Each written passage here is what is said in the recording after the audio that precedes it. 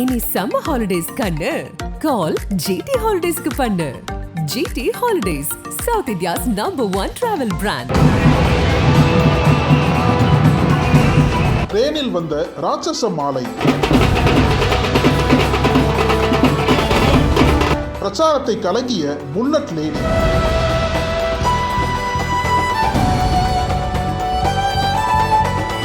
திரும்பி பார்க்க வைத்த அன்னம்மாள்.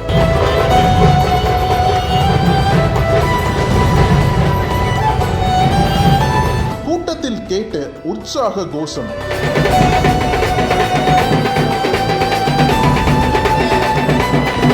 கோவையில் கெத்து காட்டும் திமுக.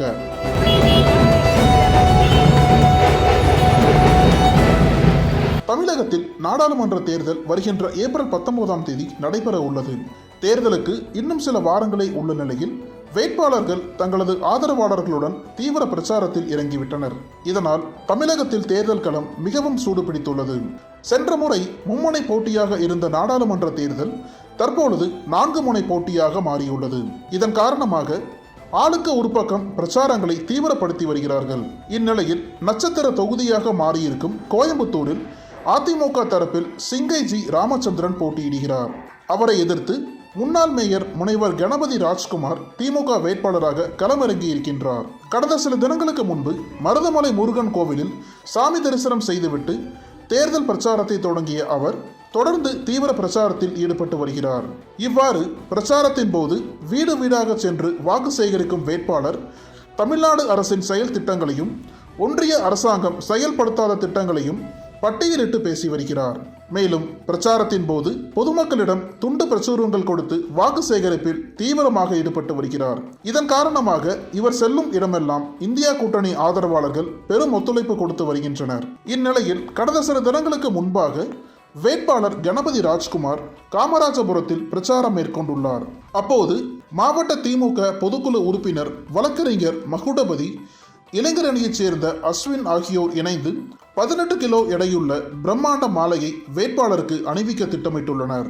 அதன்படி மாலையை தயார் செய்து விட்டனர். ஆனால் அந்த மாலையை எப்படி அணிவிப்பது என்பதில் குழப்பம் ஏற்பட்டுள்ளது. இதனையடுத்து வேட்பாளர் வருகின்ற போது கிரேன் மூலமாக அந்த மாலையை அவருக்கு அணிவித்துள்ளனர். அந்த மாலை மரியாதையை மகிழ்ச்சியோடு வேட்பாளரும் காரில் இருந்தபடியே ஏற்றுக்கொண்டார். அப்போது அங்கு கூடி நின்ற பொதுமக்கள் உற்சாகமாக வரவேற்றுள்ளனர். இந்த பிரச்சார பயணத்தில் கோவை மாவட்ட திமுக மற்றும் அதன் முக்கிய நிர்வாகிகள், தொண்டர்கள் என பலரும் கலந்து கொண்டனர். அது மட்டுமல்லாமல் இந்தியா கூட்டணியில் அங்கம் வகிக்கும் அனைத்து கட்சிகளின் பொறுப்பாளர்களும் கலந்து கொண்டுள்ளனர். வழி நெடுகிலும் பொதுமக்கள் கூட்டமாக நின்று உற்சாகமாக வரவேற்பு கொடுத்துள்ளனர். பின்னர் இந்த பிரச்சாரத்தின் போது பேசிய வேட்பாளர் திமுக ஆட்சி ஏற்றது முதல் இன்று வரை செய்திருக்கும் சாதனைகளை எடுத்து கூறியிருக்கிறார். இதில் குறிப்பாக பெண்களுக்கு கலைஞர் உரிமை தொகை, இலவச பேருந்து பயணம் போன்ற சலுகைகளை எடுத்து கூறி இவ்வாறு சிறப்பான ஆட்சி புரிவதில் தமிழகம் இந்தியாவிற்கே முன்மாதிரியாக திகழ்கிறது என கூறியிருக்கிறார்.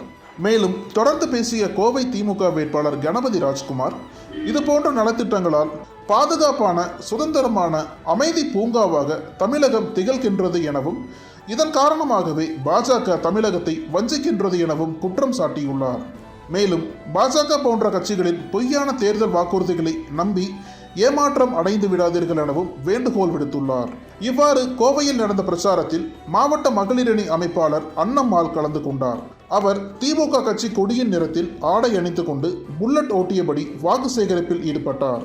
அவருக்கு அந்த பகுதி பொதுமக்கள் பெரும் வரவேற்பு கொடுத்துள்ளனர். அப்போது அங்கிருந்த சிலர் அன்னம்மாள் புல்லட் ஓட்டுவதை வீடியோ எடுத்து சமூக வலைதளங்களில் பதிவிட்டுள்ளனர். தற்போது இந்த வீடியோ அதிகமாக பகிரப்பட்டு வருகிறது.